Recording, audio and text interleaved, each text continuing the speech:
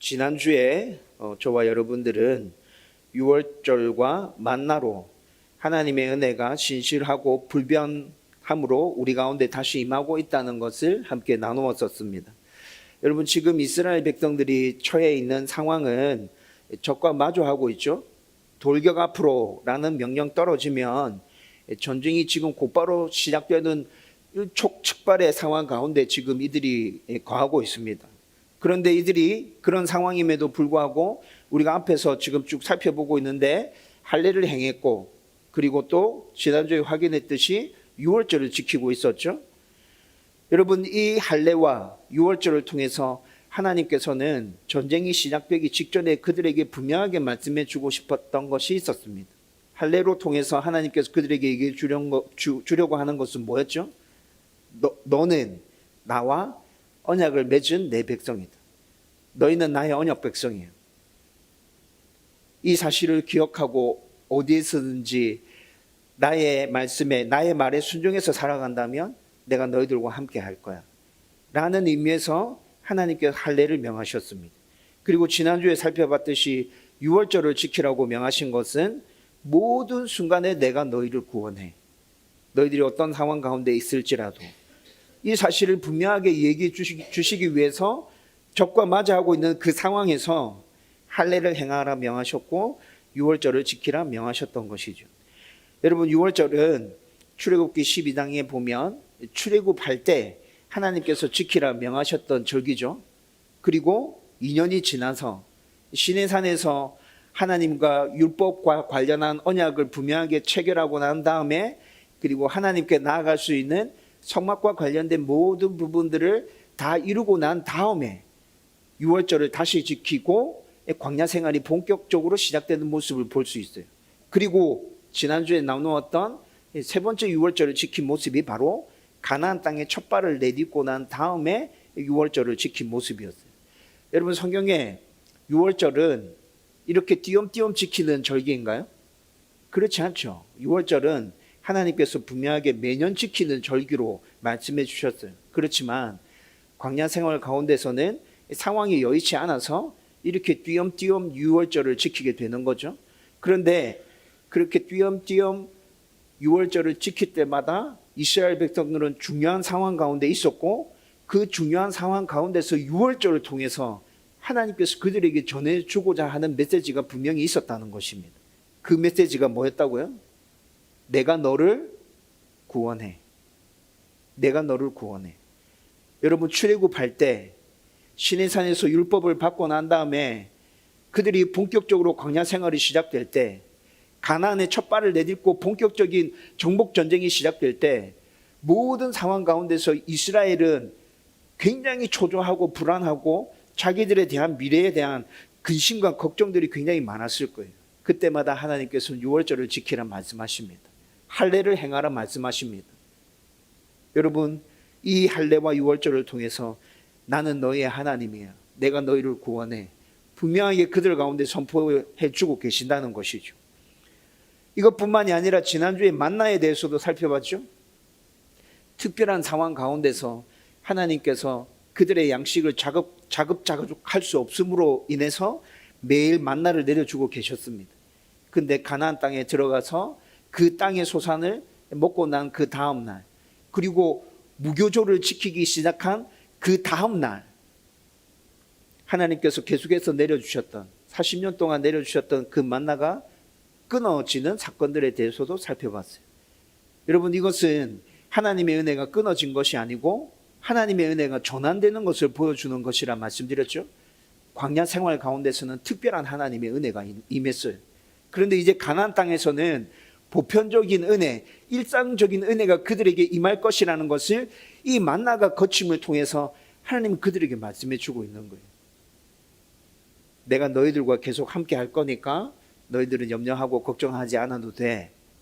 지금까지는 농사 지어서 너희들이 먹고 살 수 있는 방법이 없었기 때문에 내가 너희들에게 만나를 내려줬던 거야. 근데 이제부터는 너희들은 수고하고 땀을 흘리면서 열심히 노력할 때 너희들 가운데 여전히 내가 보편적인 은혜로 함께 할 것이고, 너희들은 그렇게 먹고 살 거야. 내가 그 가운데 함께 있어. 하나님께서 이렇게 말씀해 주셨다는 것이죠. 여러분, 이 하나님은 저와 여러분들의 삶 속에서도 지금 동일하게 역사하고 계신 하나님이십니다. 우리가 어떤 상황과 어떤 문제 가운데 있든지 하나님은 우리를 구원하시는 분이십니다. 우리에게 필요한 은혜, 특별할 때는 특별한 은혜로, 그리고 일상적인 삶 가운데서는 보편적인 은혜로 우리 가운데 은혜 내려주시면서 항상 우리를 붙들고 동행해 주시는 분이 바로 저와 여러분들의 하나님이십니다. 여러분, 그 하나님을 굳게 붙들고 의지하여 이 땅 가운데서 하나님의 백성답게 살아갈 수 있기를 주님의 이름으로 축원드립니다. 오늘은 가나안 정복 전쟁을 이제 본격적으로 시작하는데, 그 전쟁이 시작되기 직전에 마지막으로 준비해야 되는 것이 무엇인지에 대해서 말씀해 주고 있는데, 그것을 한번 살펴보려고 합니다. 여러분, 이스라엘이 요단강을 건너고 난 후에 진친 곳이 길갈이었다고 여호수아 4장 19절에서 분명히 얘기해 주고 있습니다. 그리고 이 길갈에서 여리고까지는 한 3km 정도 떨어져 있어요. 여리고에서 동쪽으로 쭉 가다 보면 3km쯤 가면 길갈이 나와요. 여러분, 3km라면 가면 어느 정도 시간 걸리는 거죠? 제가 조깅을 하다가 요즘에 더운 여름철 지나면서 조깅을 지금 잠깐 끊고 있는데 조만간에 다시 시작할 것 같습니다. 근데 가볍게 뛰면 3km면 20분도 채 걸리지 않습니다. 좀 빠르게 뛰어가면 15분도 채 걸리지 않습니다. 전력 질주하는 게 아니에요. 전력 질주하는 게 아니라 그냥 조깅하는 거 아시죠? 가볍게 뛰어가면 15분에서 20분이면 도달할 수 있는 거리가 3km입니다. 여러분, 천천히 걸어가면 어떻게 되죠? 천천히 걸어가면 1시간 안에 3km 도달하죠. 여러분, 지금 이들은 이렇게 가까운 곳에 적을 눈앞에 두고 할례를 행했고 유월절을 지킨 거예요. 여러분, 이스라엘 백성들의 순종이 이때 이 당시만을 딱 놓고 보면 진짜 대단하죠. 3km 지점에 적이 눈앞에 있는데 뛰어오면 15분밖에 안 걸리는데 천천히 걸어가도 1시간도 채 걸리지 않는 그 거리에 지척에 적을 두고 할례를 행하고 유월절을 지켰다는 거예요. 그리고 할례와 유월절이 모두 다 끝났습니다. 여러분, 오늘 우리가 읽은 이 본문의 상황은 여호수아와 이스라엘 백성들이 여리고로 향하여 진군하고 있습니다.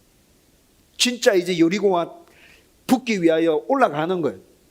향해 가고 있는 거예요. 그런데 그렇게 가고 있는 그 길에서 일어난 사건이 바로 오늘 본문의 사건입니다. 13절에 보면 여호수아와 이스라엘 백성들이 분명히 여리고에 가까이 이르렀을 때라고 얘기합니다. 여러분, 가까이 이르렀을 때 그날 그들의 눈앞에 펼쳐진 광경이 뭐죠? 여리고성이 먼저 보였어요? 여리고성이 먼저 보인 게 아니라 한 사람이 칼을 빼들고 여호수아와 이스라엘 백성들 맞은편에서 딱 버티고 서 있는 모습이 그들의 눈에 들어왔습니다. 칼을 빼들고 서 있다는 것은 전투 준비가 완벽하게 끝났다는 것입니다. 지금 싸울 준비가 다 끝나서 마주오는 적과 바로 붙을 수 있는 상황을 칼을 빼들고 있다는 것으로 묘사하고 있습니다. 그리고 이렇게 칼을 빼들고 있는 이 사람이라고 표현했는데, 여러분, 그런데 14절에 가보니까 이 사람은 누구라고 얘기하고 있어요? 칼을 빼들고 서 있는 사람이 자기에 대해서 밝힙니다. 나는 여호와의 군대 대장이니라. 사람이 아닌 거죠. 그렇죠? 사람이 아니에요. 그런데 13절에 사람의 모습으로 여호수아와 이스라엘 백성들 가운데 지금 보여졌다는 거예요. 여호와의 군대 대장이라고 밝혔는데 좀 더 정확하게 말하면 하나님께서 지금 이들 가운데 임재하고 계시는 거예요. 칼을 빼들고 이들 가운데 서 있는 것이죠. 여러분, 오늘 우리가 읽은 이 본문의 말씀으로 우리가 짐작할 수 있는 것이 있습니다. 분명하게 짐작할 수 있는 게 있습니다. 분명하다는 말과 짐작하다는 말이 충돌되는 것 같은데, 여러분, 분명하게 우리가 짐작할 수 있는 게 있어요. 뭐죠? 이스라엘 백성들이 지금 진행시키려고 하는 이 전쟁은 누구의 전쟁이에요? 그들의 전쟁이에요? 아니요. 하나님의 전쟁이에요. 하나님께서 이루어 가시는 전쟁이라는 걸 우리는 이 말씀에서 분명히 알 수 있고, 이 전쟁이 하나님의 전쟁이구나 짐작할 수 있다는 거죠. 그런데 이 짐작이 틀리지 않아요. 6장 말씀을 쭉 읽어보면 진짜 하나님께서 이 전쟁을 이끌어 가십니다. 여리고를 정복하기 위한 전쟁이 6장에서 본격적으로 시작되는데, 그 전쟁의 모습을 보면 사람의 생각과 사람의 형식으로는 이해되지 않는 방식으로 전쟁이 펼쳐지거든요. 이 전쟁 진짜 하나님께서 펼치시는 전쟁이 맞구나. 여리고성 정복만 그렇습니까? 가나안 땅 전체를 정복하는 전쟁을 살펴보면 여러분 분명히 이 전쟁은 하나님께서 이루어 가시는 전쟁이라고요.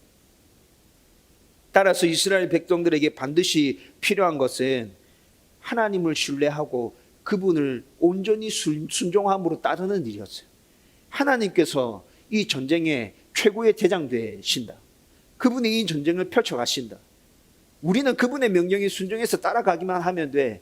무엇보다도 이 생각이 분명하게 그들 가운데 자리 잡고 있어야 이 여리고성 정복 전쟁은 승리로 끝낼 수 있다는 것이죠.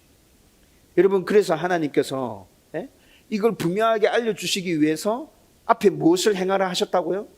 할례를 행하라 하셨다고요. 이 전쟁은 내가 이끄는 전쟁이야. 니네들의 상식과 니네들의 일반적인 그 생활의 패턴에서 어긋난다 할지라도 너희들은 무조건 나만 의지하고 믿고 따라와야 돼. 그러면 내가 이 전쟁을 승리로 이끌 거야. 무조건 순종하라는 걸 가르치기 위해서 할례를 먼저 명하셨고, 지금 오늘 우리가 읽었던 이 본문의 이 모습을 통해서도 이 전쟁은 내가 치르는 전쟁이야.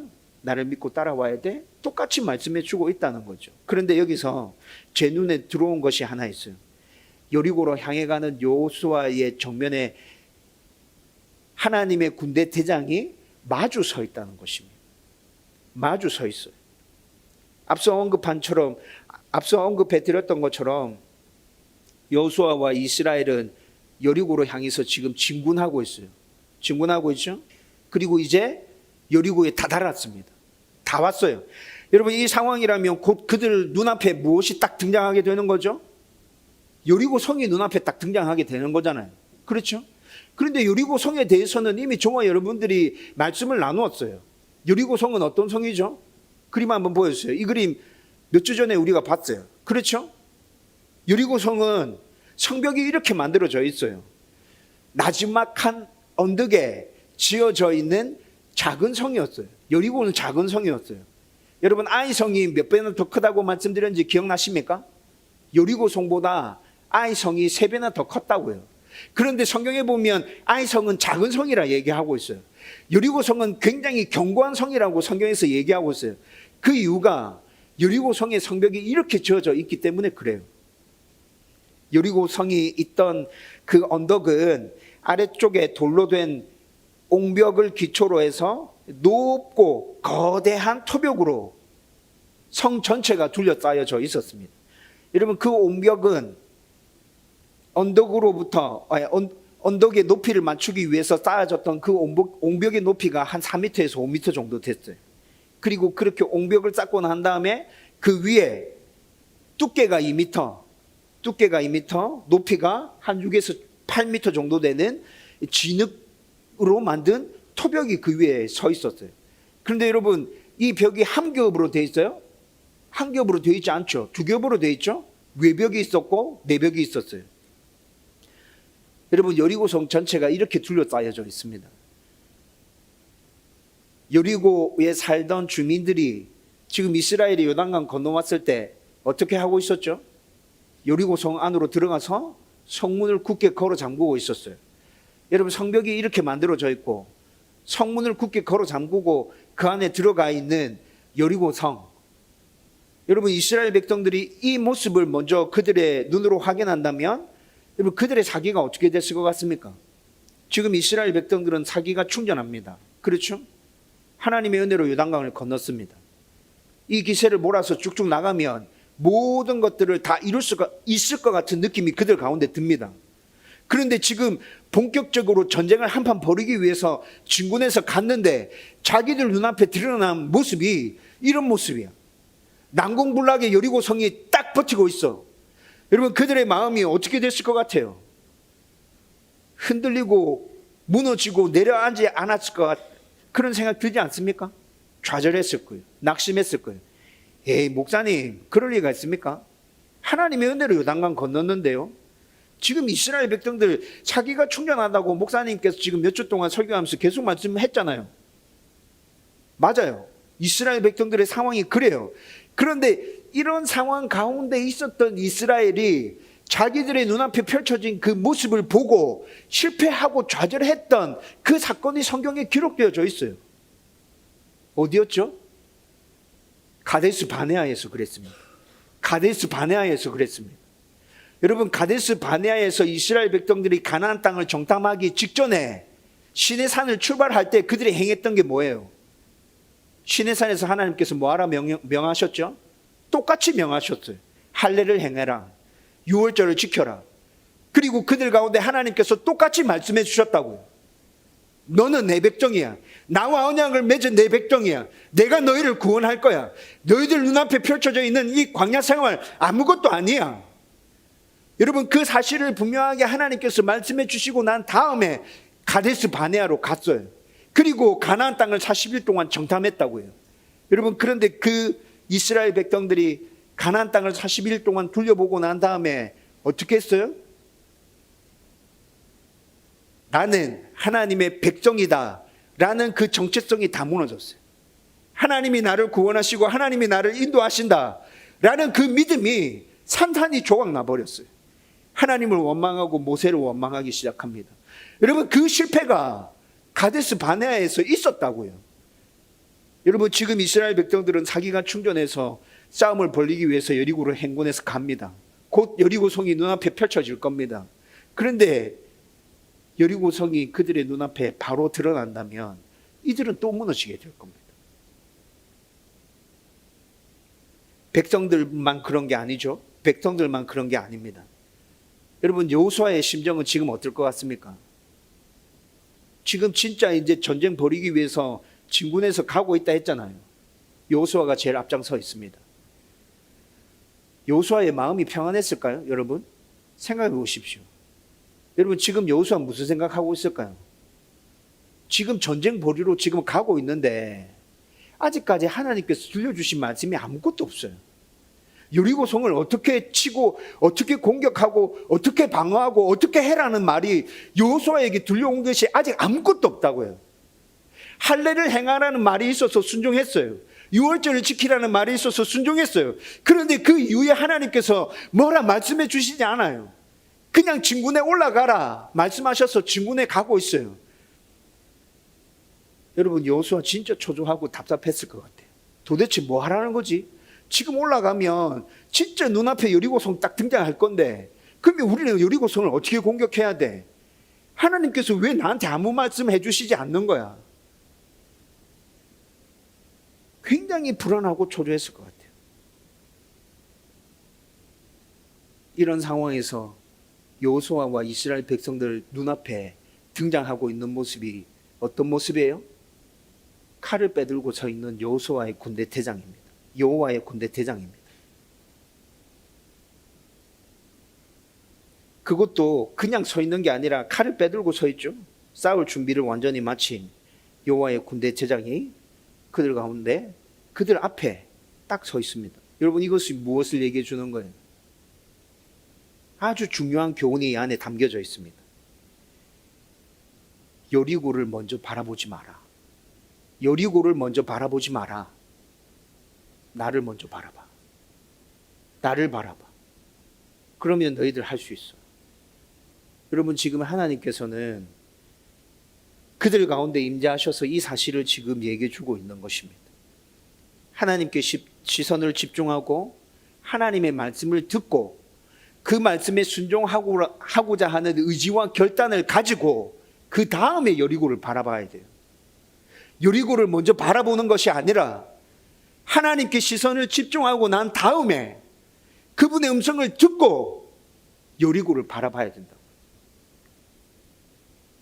여리고부터 바라보면 좌절하고 낙심합니다. 여리고부터 바라보면 좌절하고 낙심합니다. 여러분, 오늘 설교 본론 시작하면서 말씀드렸잖아요. 이 전쟁은 누구의 전쟁이에요? 하나님의 전쟁이에요.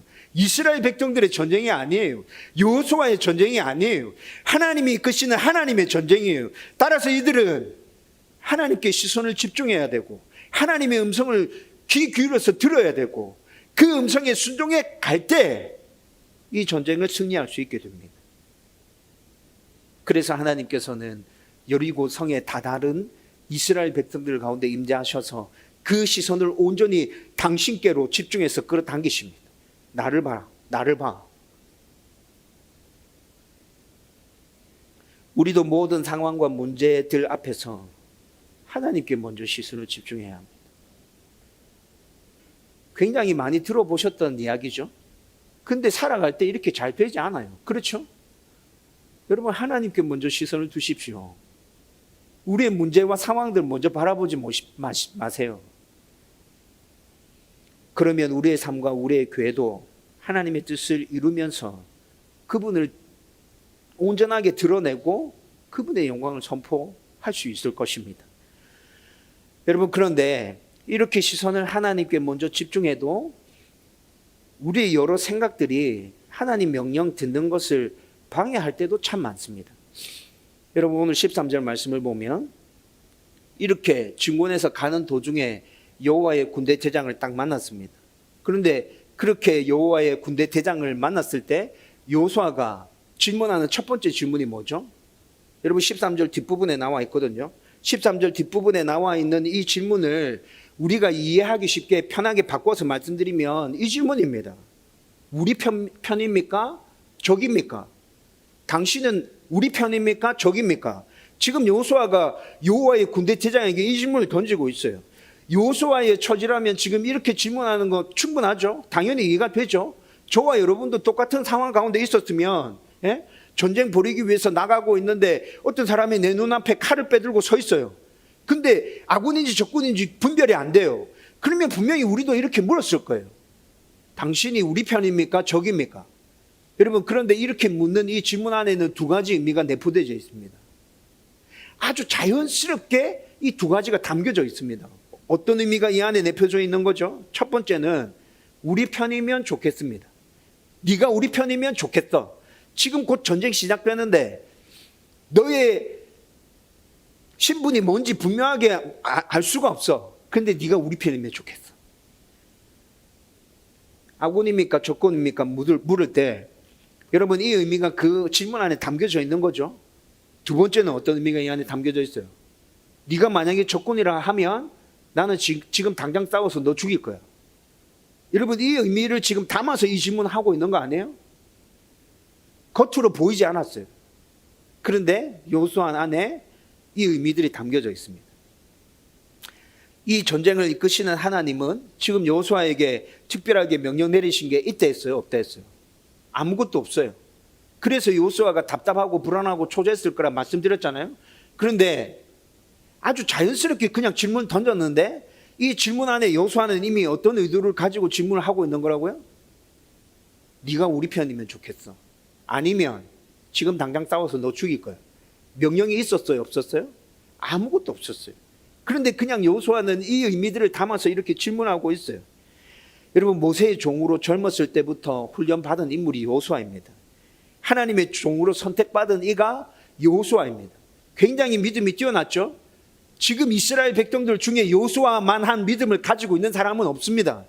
그런데 여호수아가 자기 눈앞에 서 있는 정체불명의 사람을 확인했을 때 대뜸 질문하는 내용이 이것이라고요. 여러분, 이것은 죄성을 지닌 사람에게 아주 자연스럽게 나타나는 그냥 본능입니다. 여러분들 안에 각자가 바라고 소원하는 것들이 담겨져 있습니다. 그것이 하나님의 뜻인지 아닌지 분별할 수 없어요. 그냥 내가 바라고 원하는 것이 담겨져 있어요. 어떤 특별한 상황을 만났을 때 그게 그냥 툭 튀어나와 버려요. 그냥 이렇게 되면 좋겠어요. 하나님의 뜻인지 아닌지 확인해 본 적이 한 번도 없다고요. 근데 저와 여러분들의 모습이 그래요. 진짜 살아가는 삶 속에서 이런 모습이 나타나는 나 자신을 여러분 발견하지 않았습니까? 하나님께 시선을 집중해도 이런 모습이 우리 가운데 있기 때문에 여전히 우리는 나의 바람과 나의 욕구를 하나님의 뜻으로 예쁘게 포장하는 작업을 끊임없이 하고 있다고요. 끊임없이 포장해서 이것이 하나님의 뜻이야. 나는 이 일을 이루어야 돼. 하나님께서 이 일 가운데 함께 하실 거야. 하나님이 역사해 주시지 않는다면 하나님 도대체 뭐 하고 계시지? 하나님 어디 계신 거야? 라고 우리는 질문하게 됩니다. 여러분, 그런데 여호수아가 이 질문을 던졌을 때 14절을 보면 여호와의 군대 대장이 뭐라 답합니까? 나는 누구의 편도 아니다. 그냥 여호와의 군대 대장이다. 나는 누구의 편도 아니야. 나는 그냥 여호와의 군대 대장이야. 여러분, 하나님은 누구의 편도 아니십니다. 하나님은 누구의 편도 아니십니다. 하나님은 스스로 계시는 완전하신 신이십니다. 스스로 자존하시는 완전한 신이라고요. 전지전능하신 분이라고요. 위대하시며 광대하신 분이라고요. 만물의 주인이시라고요. 그분은 누구의 편도 아니세요. 우리가 그분의 편이 되어야 합니다. 그분은 변함없이 늘 계시던 그곳에 그냥 그렇게 서 계십니다. 그분을 향해서 우리가 나가야 되는 거라고요. 우리가 그분의 편에 서야 돼요. 하나님 내 편입니까? 이렇게 묻는 것이 아니라 내가 하나님 편입니다. 내가 하나님 편에 설 것입니다. 우리가 이렇게 반응해야 되는 것이라고요. 우리의 생각을 다 내려놓고 그분의 뜻에 우리의 마음을 일치시키고 그분의 말씀에 순종해야 돼요. 하나님 내 말을 대로 이루어 주세요가 아니라 그분의 말에 순종해야 된다고요. 그래서 14절에 보면 여호수아가 여호와의 군대 대장의 답변을 듣고 빨리 깨닫고 빨리 정신 차리고 다시 질문합니다. 여러분, 여기서 여호수아가 진짜 믿음이 있는 인물이구나라는 것이 표가 나죠. 나는 누구의 편도 아니다. 여호와의 군대 대장이다. 라는 이 대답을 듣고 14절 뒷부분에 보면 여호수아가 그에게 다시 말합니다. 나에게 말씀하십시오. 제가 듣고 순종하겠습니다. 여러분, 14절에 있는 이 말씀을 원문으로 살펴보면요, 순종하고자 하는 의지를 가지고 지금 여호수아가 그의 앞에 엎드려서 이렇게 얘기하는 겁니다. 나에게 말씀하십시오. 제가 듣고 순종하겠습니다. 여러분, 여호수아의 태도가 완전 달라졌죠? 앞에 던졌던 질문과는 완전히 다른 모습으로 지금 하나님이 우리 가운데 계시구나. 하나님의 말씀에 순종하고 따를 때 이 전쟁을 승리할 수 있구나 깨닫고 지금 이렇게 반응하고 있는 것이, 여러분, 하나님께 시선을 집중했다면 그것으로 끝나는 것이 아닙니다. 우리는 그분 앞에 엎드려서 하나님 저에게 말씀해 주십시오. 제가 듣고 순종하겠습니다. 라고 반응해야 합니다. 여러분, 여호수아가 이렇게 반응할 때 여호와의 군대 제장이 그에게 요구한 것은 발에서 내 신을 벗으라는 것입니다. 15절 말씀에 그렇게 나오죠. 발에서 내 신을 벗으라. 여러분, 지금 여호수아와 여호와의 군대 대장이 주고받고 있는 이 대화가 좀 생뚱맞지 않습니까? 지금 뭐 하고 있는 거야? 전쟁 치러 가는데 지금 여호수아가 질문한 것까지는 이해가 되는데 그럼 내 발에 신을 벗으라, 이것도 뭐야? 이런 생각 들죠. 그런데 우리 이 모습 이미 확인했던 적이 있었습니다. 출애굽기 3장에서 하나님께서 모세를 부르실 때 호렙산의 그 떨기나무 가운데서 모세를 부르실 때 하나님께서 모세에게 똑같이 말씀하신 것이죠. 여러분, 성경에 나타나는 하나님의 속성 중에 제일 많이 반복되어지는 속성들 중에 한 가지가 뭐죠? 하나님은 사랑이십니다. 하나님은 공이십니다. 이런 하나님의 속성들 있잖아요. 그 속성들 중에 제일 많이 반복되는 것 하나, 하나님의 거룩하심. 여러분, 하나님은 거룩하신 분입니다. 완전히 거룩하시죠? 거룩하신 하나님이 지금 모세를 만나기 위해서 호렙산의 떨기나무 가운데 임재하신 것이고, 거룩하신 하나님께서 여호수아와 이스라엘 백성들을 만나기 위해서 여리고로 진군해 가는 그 길 가운데 지금 임재하신 거예요. 거룩 그 자체이신 하나님이 그곳에 임재하셨기 때문에 본래 그 땅은 거룩한 땅이 아니에요. 그런데 거룩하신 하나님이 임재하셨기에 그 땅은 거룩한 땅이 되었어요. 그래서 하나님께서 말씀하시는 거예요. 내 발에 신을 벗어라. 여러분, 죄로 얼룩진 사람들이 거룩하신 하나님을 만나면 큰일 나죠. 모세와 여호수아는 죄로 얼룩져있잖아요. 거룩하신 하나님 만날 수 없어요. 그래서 적어도 거룩하신 하나님을 이렇게 대면하기 위해서는 하나님의 거룩하심 가운데 납작 엎드리는 모습이 나타나야, 그래야 그들을 하나님께서 만날 수 있고 그들이 하나님의 그 거룩하심 가운데 살아남을 수 있게 된다는 거죠. 여러분, 신을 벗으라는 것을 좀 더 자세히 살펴보면 고대 근동에서 살았던 사람들은 다 샌들 같은 거 신고 있었어요. 여러분 알고 계시죠? 샌들 같은 거 신고 있었고 먼지가 풀풀 날리는 그런 길들을 걸어 다녔잖아요. 그래서 발이 가장 더러워지기 쉬운 몸의 부분이었어요. 늘 발이 더러웠어요. 그래서 어느 집에 들어가면 발 씻을 물이 항상 준비되어져 있었던 것이죠. 여러분, 이런 발은 사람의 죄를 상징합니다. 이런 발은 사람의 죄를 상징합니다. 우리도 죄 때문에 쉽게 더러워집니다. 그리고 신발을 벗는 것은 먼지 투성이인 그 발, 죄로 얼룩져 있는 우리의 모습, 그것을 온전하게 드러내는 것을 뜻합니다. 따라서 신을 벗는 행위는, 지금 여호와의 군대제장이 신을 벗으라고 말하는 그 이유는, 의미는 하나님 앞에서 너의 모든 죄들을 다 드러내. 하나님의 은혜 없으면 살 수 없는 존재라는 걸 너가 인정해. 그러면 내가 너를 만나줄 거야. 여러분, 이 의미에서 지금 신을 벗으라 얘기하는 거예요.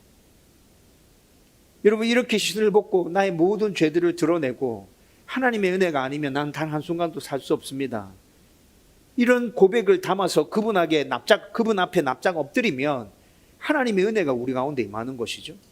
예수 그리스도를 통해서 그분의 은혜가 우리 가운데 임하게 됩니다. 하나님은 그런 우리를 의롭다고 인정해 주십니다. 너는 의로워. 너는 내 백성이야. 내가 너를 붙들 거야. 내가 너를 인도해 줄 거야. 하나님께서 그렇게 인정해 주신다는 것이죠. 결국 신발을 벗으라는 명령은 겸손한 모습으로 죄를 자복하고 거룩함으로 나에게 나아오라는 하나님의 명인 것입니다. 여러분, 우리가 이런 모습으로 하나님께 나아간다면 하나님은 우리 모두를 의롭다 인정해 주시고 회복시키시고 만나 주시고 당신의 은혜를 우리 가운데 풍성하게 부어 주실 것입니다. 여러분, 지금까지 살펴본 것을 정리해 보면 하나님은 먼저 여호수아와 이스라엘 백성들에게 당신에게 시선을 집중하라고 말씀하고 계십니다. 여리고 바라보지 말고 나에게 시선을 집중해. 만약 그들이 여리고를 먼저 바라본다면 낙심하고 좌절하고 흔들릴 수밖에 없을 것입니다. 그렇게 시선을 하나님께로 끌어당기신 그 다음에 그들의 생각을 다 내려놓고 하나님의 말씀을 잘 듣고 그대로 순종하라고 또 말씀하십니다.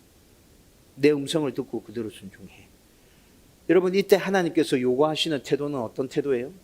주님, 말씀해 주십시오. 듣고 순종하겠습니다.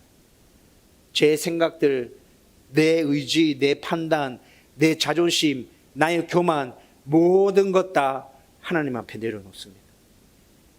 하나님, 그냥 말씀해 주십시오. 듣고 순종하겠습니다. 마지막으로 늘 하나님의 말씀을 듣기 위해서는 죄를 자복하고 죄를 멀리하고 거룩함으로 하나님께 계속 나아가야 한다는 것이죠. 우리가 거룩하지 않으면 아무리 하나님의 말씀을 듣고 순종하려고 해도 하나님을 만날 수조차 없어요. 거룩하지 않으면 만날 수 없어요. 만나면 죽어요. 끝나요.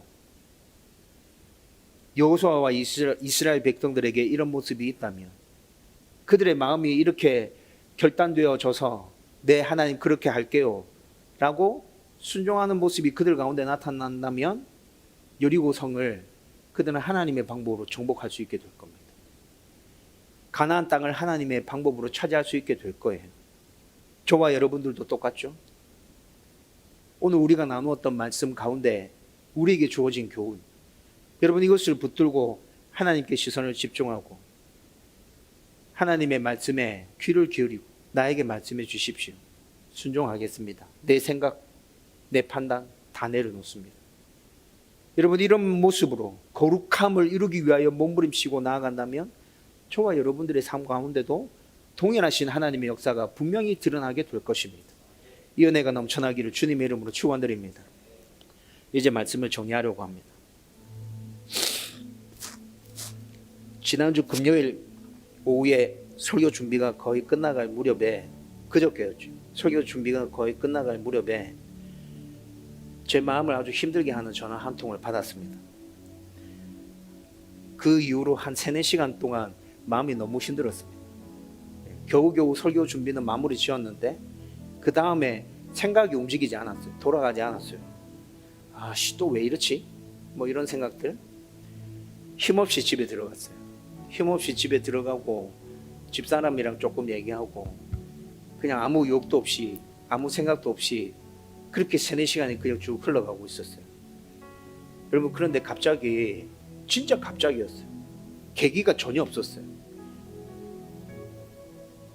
하나님 내 주인이시지. 우리 교회 주인 하나님이시지. 그렇지. 근데 내가 왜 이렇게 힘 빠져 있지?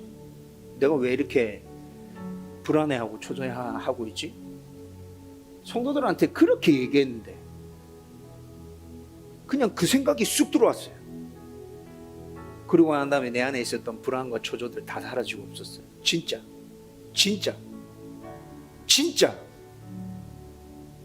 금요일 밤에 잠자리에 들었을 때 내 안에 기대와 설렘으로 가득 차 있었습니다. 정말 그랬습니다. 그래, 하나님 내 주인인데, 하나님 우리 교회 주인인데, 나는 그 주인만 바라보고 그냥 내가 해야 될 일 열심히 하고 가면 되는데 뭐가 불안하고 초조해가지고 이렇게 하고 있는지, 하나님 행하실 일들에 대한 기대와 설렘으로 금요일날 밤에 잠자리에 들었을 때 내 안에 진짜 막 기쁨이 넘치고 진짜 평안했어요. 잠 잘 잤어요. 그 잠자리에서 생각했어요. 금요일날 낮에 준비했던 이 설교, 내 시선을 집중해야 될 곳은 하나님입니다. 나의 주인이신 하나님입니다. 그 하나님께 내 시선을 집중하면 돼. 그리고 한결같음으로 나는 그분께 물어야 돼. 하나님, 나에게 말씀해 주십시오. 제가 듣고 순종하겠습니다. 하나님, 이렇게 됐으면 좋겠어요. 저렇게 됐으면 좋겠어요. 우리 교회가 이랬으면 좋겠어요. 이게 아니라 그냥 하나님 나에게 말씀해 주세요. 제가 듣고 순종하겠습니다. 무엇이든지 하나님의 말씀이 분명하다면 그냥 순종하겠습니다. 하나님, 그냥 이것을 물으면 되는 것이구나. 그리고 하나님께서 나에게 얘기해 주시는 대로 그냥 그 길 걸어가면 되구나. 다시 결단했어요. 그래, 하나님께 묻자. 여러분들의 삶과 우리 교회를 바라보면서 여러분들은 시선을 어디다 두고 있습니까? 하나님께 두고 있습니까? 아니면 여러분들이 당면하고 있는 그 상황들의 시선을 두고 있나요? 사람에게 시선을 두고 있습니까? 여러분, 그 시선을 하나님께로 다시 돌리십시오. 우리 시선을 하나님께 집중하기 위해서 우리는 날마다 노력해야 됩니다. 몸부림쳐야 됩니다. 말씀과 기도를 붙들어야 된다고요. 우리의 시선이 진짜 맑고 깨끗하게 그냥 하나님만 정면으로 주시하고 있는지 그것도 살펴봐야 돼요. 내 요구와 내 바람이 그 시선 안에 담겨져 있는 건 아닙니까? 그것도 내려놓으세요. 내 뜻, 내 생각, 내 판단 다 내려놓고 그냥 하나님 나에게 말씀해 주십시오. 무엇이든지 다 순종하겠습니다. 그 생각으로 그렇게 하나님 바라보십시오. 그리고 거룩하신 하나님의 음성을 듣기 위해서 거룩을 갈망하면서 말씀과 기도 붙들고 날마다 몸부림쳐 가십시오. 우리가 거룩하지 않으면 하나님의 음성 절대 들을 수 없습니다. 하나님이 우리 가운데 역사하신다 하더라도 우리는 그 역사를 느낄 수 없어요. 깨달을 수 없어요. 날마다 죄를 멀리하고 회개하면서 거룩을 추구해서 살아간다면, 이런 모습이 저와 여러분들의 모습 가운데 넘쳐나고 있다면 우리의 구원자 되신 하나님 우리는 경험할 수 있습니다. 우리를 인도해 주시고 보호해 주시는 하나님, 그분이 나의 좋으신 아버지라는 것을 우리는 날마다 고백하면서 살아갈 수 있습니다. 저와 여러분들이 이런 고백으로 풍성한 삶을 살아갈 수 있기를 주님의 이름으로 축원드립니다.